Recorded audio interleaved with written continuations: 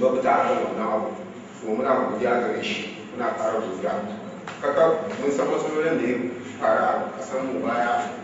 Recently akwai maganar zanga-zangar subsidy da aka dinka yi. Kowa ya san yadda suka tashi suka dinka kira, suka dinka wayar da talakawa kai akan lallai a fito a nuna wannan abin mu ba goyon bayan shi. Ban yarda da shi ba. Allah ya saka masa da alheri, ya fito da shi da tsohon gwamnan mu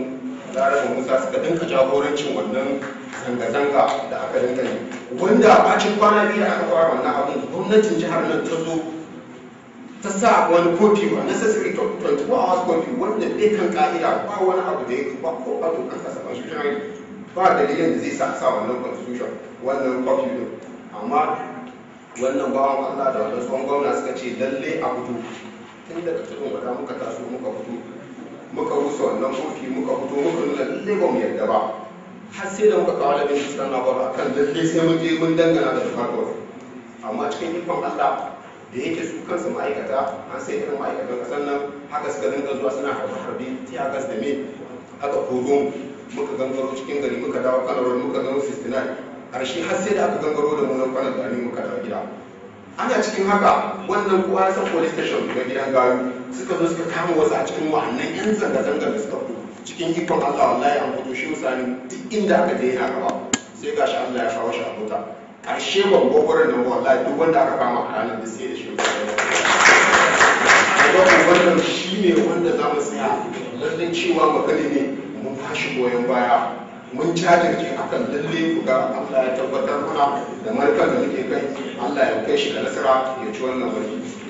Sannan kuma ne kalubale a gare mu musamman ƙungiyar direbobi. Wannan manufa ce kowa ya san ana magana Kaduna Central, an san ta fashi local government da dama kusan guda 8. So wannan manufa na mu zo da tashi tsaye wurin yada ta hanyar direboki ne za ka ɗan samu posta ɗan menene ɗan abubuwan wurare idan ka kai modern central ɗin nan ya zama da cewa ana yada wannan tafiya. Sannan kuma ga mata iyayenmu na cikin gida ya zama da cewa lallai an yi kwakwasa a shiga cikin gidaje iyayenmu da dattijai mata a dinka wayar masu da kai, domin mene suna ba da matukar gudunmawa wajen yin zaɓe. Da yawanci matasa za ka ga suna tare da mutum suna tare da mutum amma na banza, wanda ranar zaɓen Allah ya kai mu sai ka ga mutum ma kila bai da registration ko kuma ba zai ce sai a layin zaɓe ya zaɓe ba, yana can wajen faɗin 200. Su matan da na cikin gida su ne za ka ga sun jajirce a kan layi wajen dauka da wannan zaɓe su zaɓa abin da wannan suke so. So muna godiya da shi comrade da Allah ya kai shi, kuma muna roƙon Allah ya nuna mana wannan mu je mu wannan wakilci na shekara 4 bacin yayi, kuma muna roƙo a gare shi Allah ya ƙara dawo mana da shi wannan jiha na ta Kaduna ya mulkin jihar Kaduna. Gaba Allah ya ba shi ikon gudanar da su. Mun gode an saka. A cikin mata akwai Hajiya Sadiya da Waki ta ce za ta yi magana.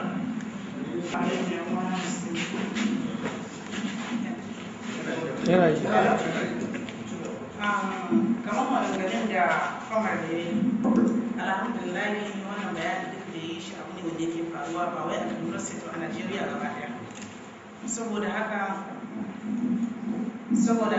muna wa jama'a gaba ɗaya da wani da suka zo da wani da su zo fatan alkhairi. Allah ya zauna da ƙasar mu lafiya, ya zauna mana da Najeriya lafiya, ya zauna mana da Kaduna lafiya. Ɗan uwanmu musulmi da suke cikin wata hukuma Ubangiji Allah ya yi musu. Mu kuma da muke zaune lafiya Allah ya kara mu da zaman lafiya. To alhamdulillah kamar yadda yake magana akan abubuwan da suka faru, to muna roƙon Allah abin da ya faru a baya kada Allah mai ta mana shi a ko da makamancin sa ne.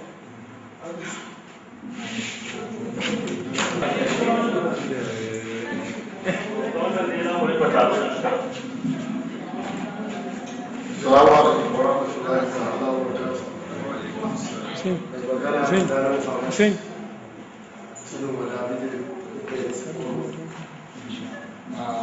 Ina salamu alaikum. Ina so mai wata dama ne a yanzu ga al'umma annan ga comrade. So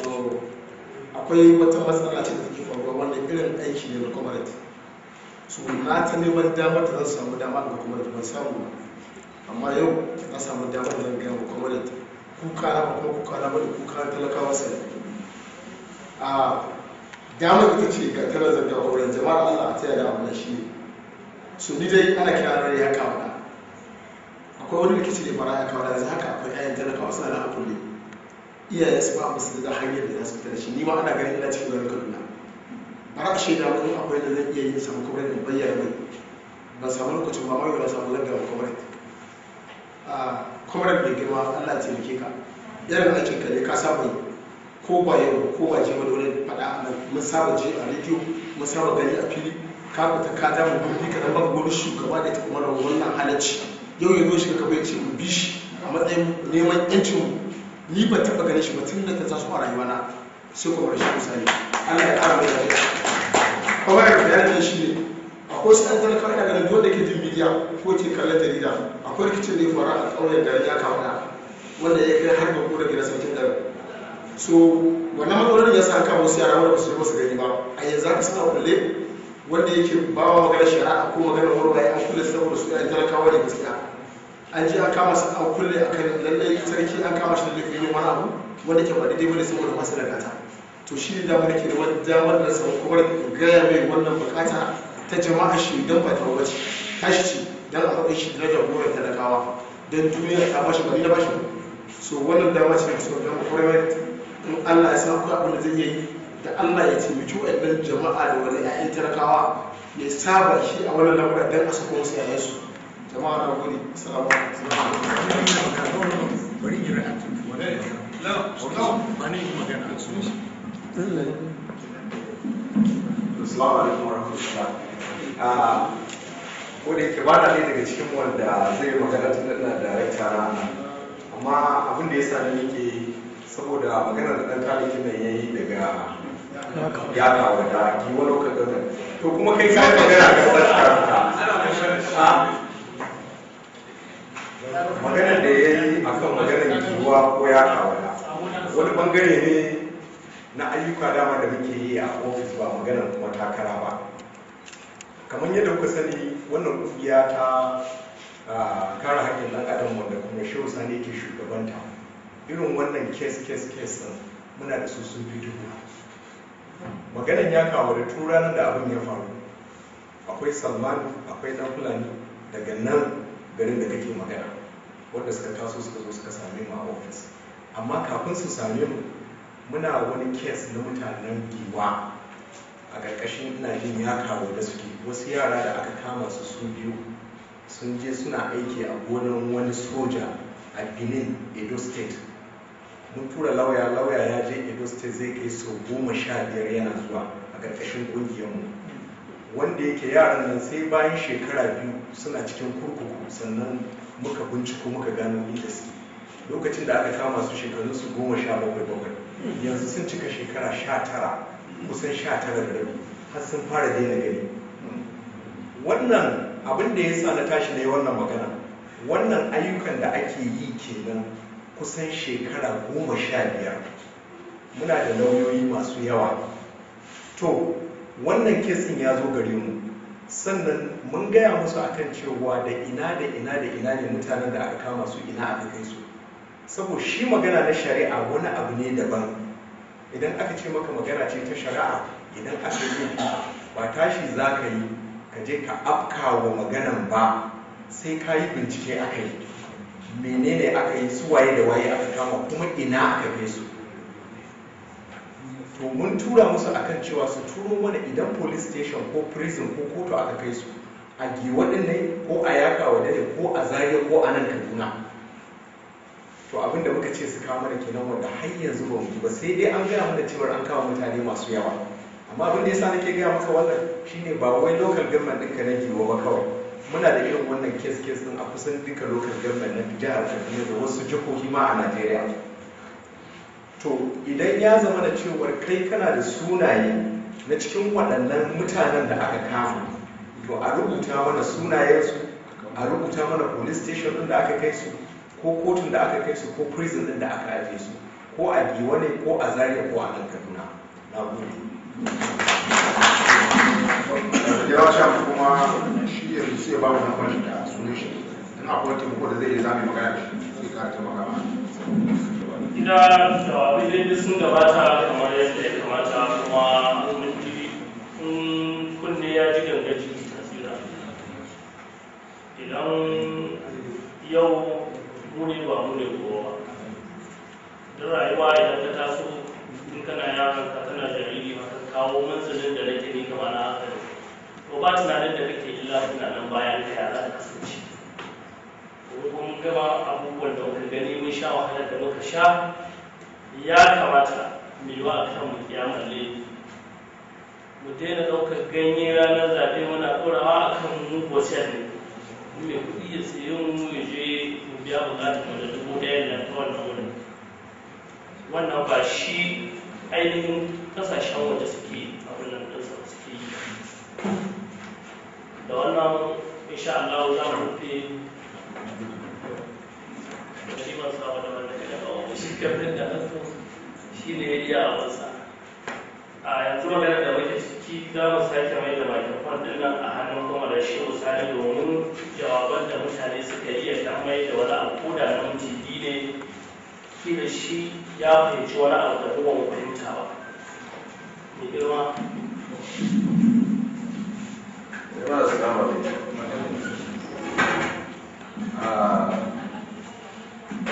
maganar kame-kame wani abu ne wanda an yi shi a jiya ana yin shi a yau kuma gobe za a yi inda akwai wayanda na samu da kan amma alkawarin da muke yi muku ba kuma alkawari ba ne wanda ke aikin mu duk mutumin da aka kama ko mace ko namiji inda an kama shi ne ba a kan ka'ida ba kuma an zalunce shi ba a kan hakkin shi ba ofis na yana nan katsina road ku gaya mana za mu samu shi ciki abinda muke yi kenan wannan shi ne aiki hukuma ta rike ka ko wani ya sa a kama ka ko a zalunce ka mu kuma mu kubuta da kai a yau akwai waɗansu da suka kawo ƙara sati ɗaya da ya wuce gidan ko daga magarfi city ne su zo millennium city yau an yi sun yi gidaje rana ɗaya aka turo sojoji suka rushe masu gidaje ana nema kuma a ɓaci waɗannan filaye nasu a rabawa wa yansu mutane to wannan abu sun riga sun kawo kukan su wurin mu kuma mun riga mun gaya musu abin da ya kamata su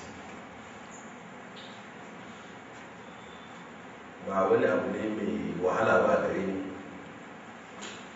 in dai ba laifi kai ba ba wani ka zalunta ba to a tsarin mulkin najeriya ko da cuta kai na da wani yanci naka ko da laifi kai bai kamata a tsare ka a police station da ya wuce kwana ɗaya ba tsarin mulkin najeriya abinda ya ce shi ne ko kisan kai duk laifin da kai in aka kai ka police station daga nan su kai ka kotu ma da belin ka ko a kai ka prison kuma tsarin mulkin najeriya ya hana a yanke ma mutum hukunci da bai da lauya da zai kare shi yancin ka ne na ɗan ƙasa gwamnati ta baka lauya idan baka da kudin daukar lauya amfanin lauya a kotu shine zai yi magana da inda zai iya samun maka kariya da idan ko kana da gaskiya idan baka da lauya za a iya kare kai a kotu saboda inda za a murna magana da inda za a juya magana wani abu ne na ilimi na kan law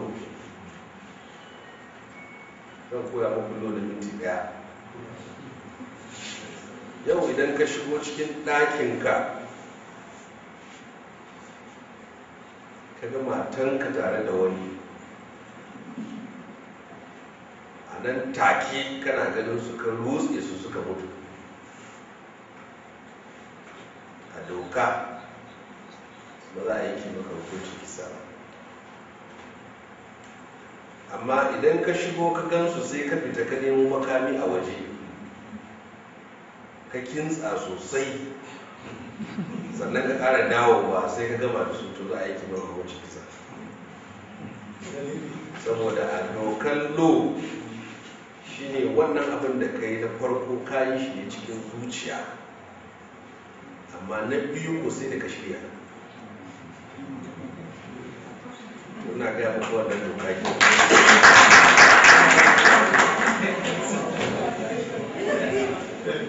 A doka kuma allo shine idan ka shigo, idan mutumin da ya niyyar kashe Musa sai harbi sai bai samu Musa ba sai samu Bala, to inda Musan da ya niyya ne ya kashe shi ne hukuncin kisa, amma Balan da ya samu kan kuskure ba hukuncin kisa ba, hukuncin dauri ne za a shi. Akwai abin da yake a doka kana ganin shi a hankali kamar akwai gaskiya, amma a kotu sai a juya magana. To haka ma a ɓangare na fyaɗe da kuke ji ake yi, idan mace da namiji suka shirya cewa za su yi lalata, a doka a kotu idan suka yi lalata ba fyaɗe ba ne, amma idan ya zo ya far mata ba tare da yardanta ba ya zama fyaɗe. Da yawa mutane suna zuwa kotu su san 'yancinsu ba kuma inda za a yi su sani, saboda gidan rediyo na Najeriya mafi yawanci sai ka ji waƙoƙi na ala da sauransu, ba za ka ji yawan wani. Kan haka muke gani wayar da kan jama'a da ana yi da yawa, to da an samu sauki. Shi yasa yau idan kuna faɗa da mutum a motor park ka ce zan kashe ka, ko da ruwa ka watsa mishi haka ya mutu ka kashe shi, doka za ta yanke maka hukunci kisa. Allo idan ka buge mutum a mota ya ji ciwo aka kai shi asibiti, ya ce likita ya ce za a ƙara mashi jini, in ba a ƙara ma jini ba za ka mutu, sai ya ce a shi a addinance ba a yadda a sa mashi jinin da ba nashi ba. To idan wannan mutum ya mutu a doka kai ka kashe shi, saboda kai ka bantala mashi jikin da jinin shi fito. Haka kuma a doka idan ka ba mutum rancen kuɗi, sai da shi na baka rance, lokacin da ya kamata ya biya bai biya ba, da kai shi ƙara a kotu. To akwai abu biyu, zaɓe za ka yi ko dai ki dinga biyan ka a hankali, ko kuma ka bari a daure shi. Ko aka daure shi maganar kuɗi ya riga ta. So akwai abubuwa da suke faruwa da yawa da kalaman mutum, zan kashe ka, zan ji maka ciwo, wannan abubuwa da shi za a daure ka. Idan na ce zan kashe shi yanzu sai na tsaya nan sai yan fashi suka zo suka kashe shi, ni zan yi ansar charges na kisa. Saboda haka kamar da aka ce baki ke ɗaura wuya, kamar inda kuma a musulunci aka ce aka yi jojin mutum ne kan irin niyyarsa, to haka ma a doka take. Shi yasa mutane za su je kotu suna ganin suna da gaskiya,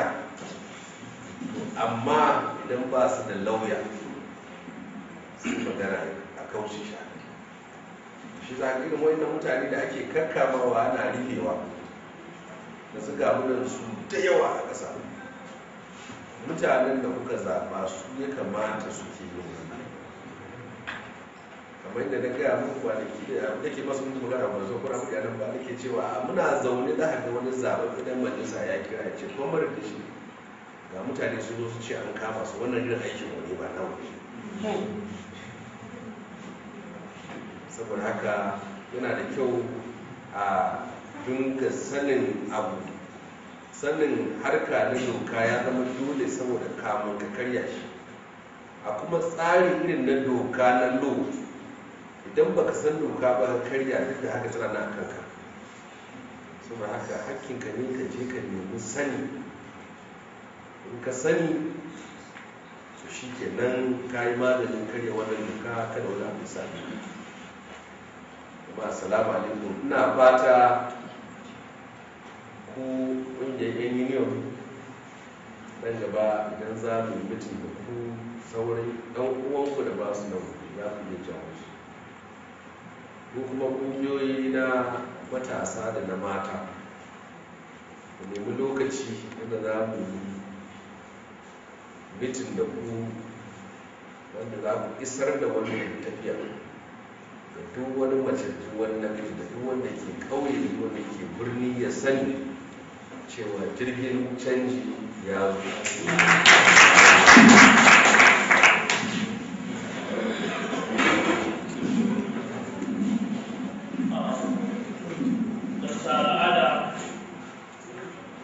Chairman na talbisha na sabon tasha.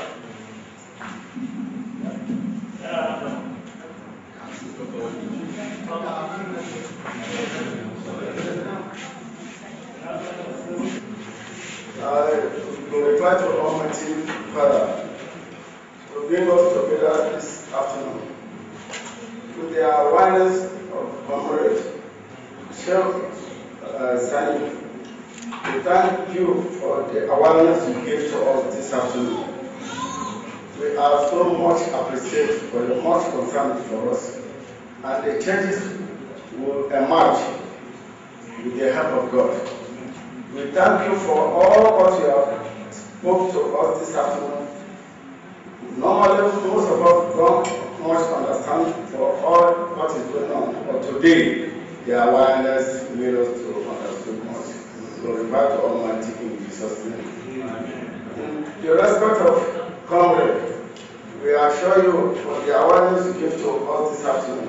surely you must emerge. We thank you, we follow you both day and night. Anywhere you enter, we will enter with you. In all aspects of humanity, the suppression which has been upon us, the masses, for long, you made us to understand this afternoon. Surely we must follow you in Jesus' name. We pray this in Jesus' name.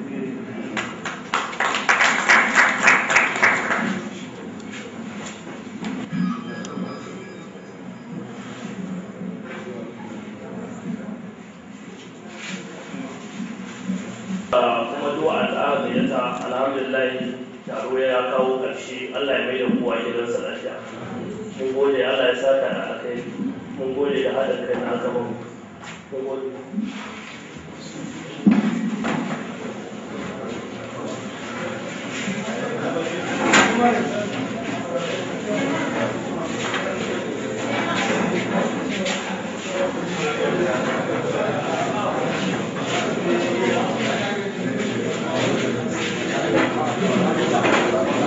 那个是呀，然后就，我早上买五六，做事。